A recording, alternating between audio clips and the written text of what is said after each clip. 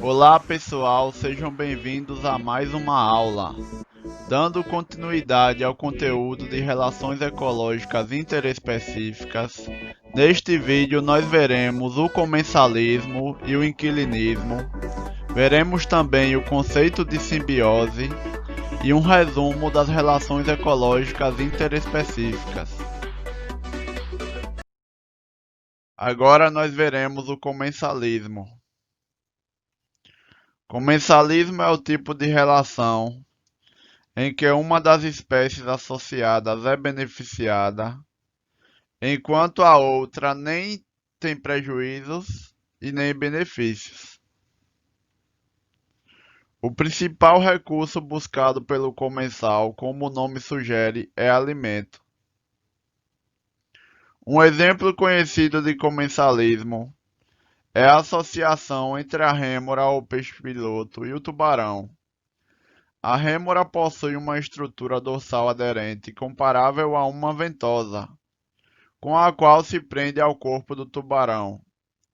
Este proporciona transporte e restos de alimento para a rêmora, e parece não se importar com sua presença.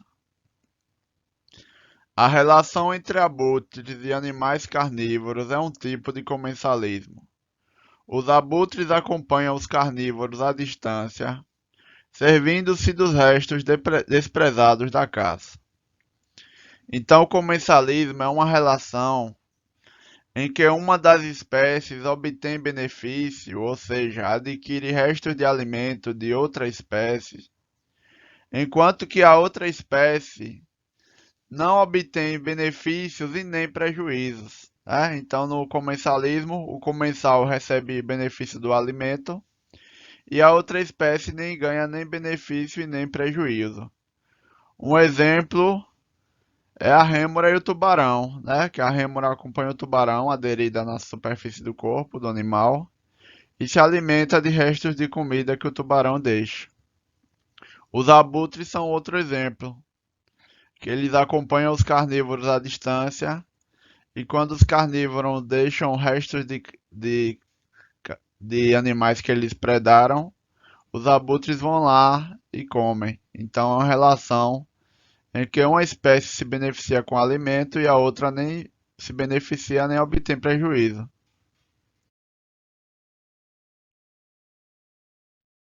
Aqui nós vemos as imagens mais ampliadas, que são exemplos de comensalismo. Na figura A, rêmoras da espécie Rêmora rêmora pegam carona em um tubarão-limão, Negaprion brevirostris.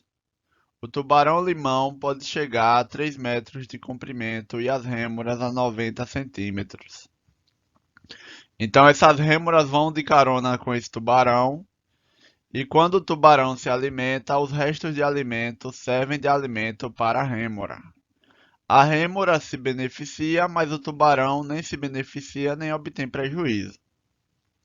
Na figura B, abutres de costas brancas, jipes africanos, são comensais habituais de felinos como os guepardos, a Cinonyx jubatus e outros carnívoros africanos. Os abutres e os guepardos medem respectivamente cerca de 80 cm e 1,3 metro de comprimento. Então os abutres africanos, eles acompanham os animais carnívoros como leões, guepardos, leopardos, hienas à distância.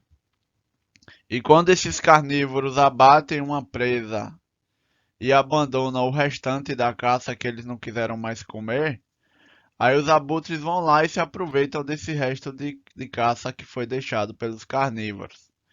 Então o abutre obtém benefício e o carnívoro nem obtém nem benefício e nem prejuízo, já que aquele resto de caça ele abandonou, né? Então é uma relação de comensalismo. Agora nós veremos o inquilinismo. Inquilinismo é a relação em que uma espécie, a inquilina, vive sobre ou mesmo dentro de uma espécie hospedeira sem prejudicá-la.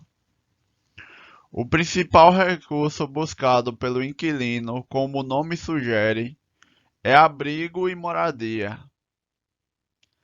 Várias espécies de orquídeas, bromélias e samambaias vivem sobre outras plantas maiores, que lhes servem de suporte.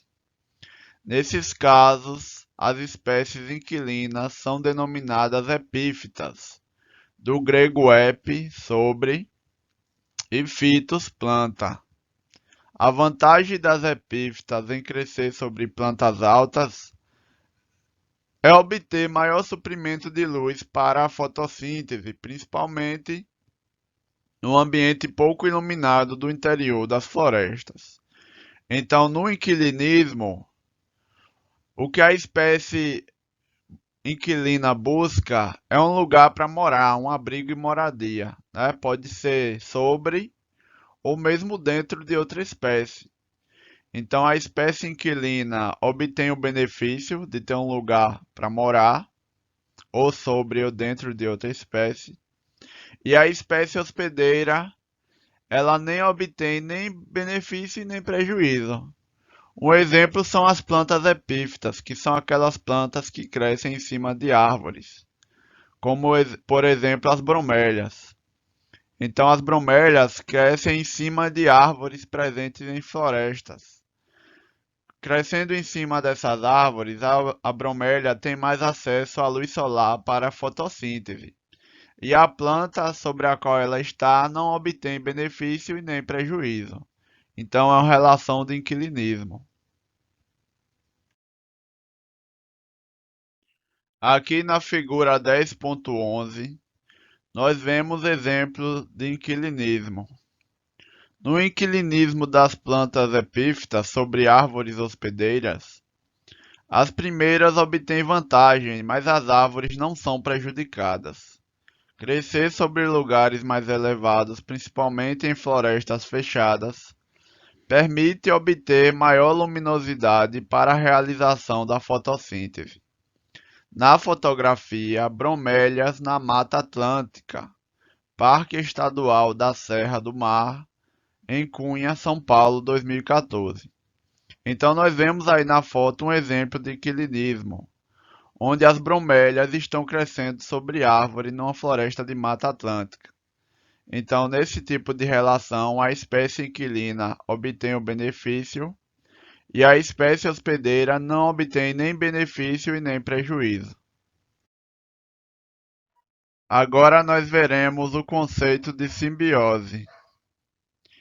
Em 1879, o biólogo alemão Heinrich Anton de Barry, que viveu de 1831 a 1888, criou o termo simbiose, do grego sim, que significa juntos, e bios, que significa vida, para designar associações entre indivíduos de espécies diferentes, com consequências vantajosas ou desvantajosas para pelo menos uma das partes. Segundo a definição original, relações como inquilinismo, comensalismo, mutualismo e parasitismo seriam casos de simbiose. No entanto, o termo simbiose tem sido utilizado muitas vezes como sinônimo de mutualismo e não raro refere-se exclusivamente a mutualismo obrigatório. Além disso, alguns autores definem simbiose como uma associação entre indivíduos de espécies diferentes, em que um vive dentro do outro ou sobre o outro. Então, quando o termo simbiose foi criado pelo biólogo alemão Heinrich Anton de Barry, ele definia relações em que indivíduos de espécies diferentes se associavam com consequência vantajosa ou desvantajosa, pelo menos para uma das espécies. Só que atualmente ele tem sido utilizado por alguns autores de formas diferentes. Alguns utilizam como sinônimo de mutualismo obrigatório e outros utilizam apenas quando um organismo vive dentro do outro ou sobre o outro. Então, atualmente esse conceito tem sido utilizado de diversas maneiras, né? Mas o conceito original ele serve para vários tipos de relações, tanto vantajosas quanto desvantajosas. Aí na foto nós temos o Heinrich Anton de Bary, que foi o biólogo alemão que criou o termo simbiose. Agora nós veremos um resumo das relações ecológicas interespecíficas. O sinal de menos representa prejuízo, o sinal de mais representa benefício, e o zero é quando não há nem benefício e nem prejuízo. Então, do ponto de vista individual, ou seja, do indivíduo e não das populações, esse resumo está de acordo com o ponto de vista individual. A competição, ela é prejudicial para as duas espécies envolvidas, né? Tanto para a espécie A como para a espécie B. Porque na competição nenhuma espécie ganha, todas perdem. Nas interações tróficas, onde uma espécie serve de alimento para outra ou fornece alimento para outra, quem adquire o alimento se beneficia e quem está servindo de alimento para outra está se prejudicando. Exemplos de interações tróficas são herbivoria, predação, parasitismo. Uma das espécies se beneficia, que é aquela que está obtendo o alimento, e a outra se prejudica, que é aquela que está servindo de alimento para outra ou sendo danificada porque a outra espécie está buscando adquirindo alimento. No mutualismo, as duas espécies se beneficiam, né? O mutualismo é uma relação em que as duas espécies se beneficiam. No comensalismo, a espécie comensal que adquire o alimento se beneficia e a outra espécie nem se beneficia nem obtém prejuízos. No inquilinismo, a espécie que adquire um lugar para morar, como por exemplo as bromélias que vivem em cima das árvores, ela obtém um benefício e a outra espécie nem obtém benefício e nem prejuízo. Então, aqui nessa tabela, nós temos o resumo das relações ecológicas interespecíficas. Porém, esse resumo só leva em conta o ponto de vista individual, que do ponto de vista das populações e das comunidades, por exemplo, as interações tróficas, do ponto de vista populacional e da comunidade biológica, ela também pode beneficiar a espécie de presas, né? Ou a planta que está sendo comida pelo animal, do ponto de vista populacional. Mas essa tabela só está levando em consideração do ponto de vista individual.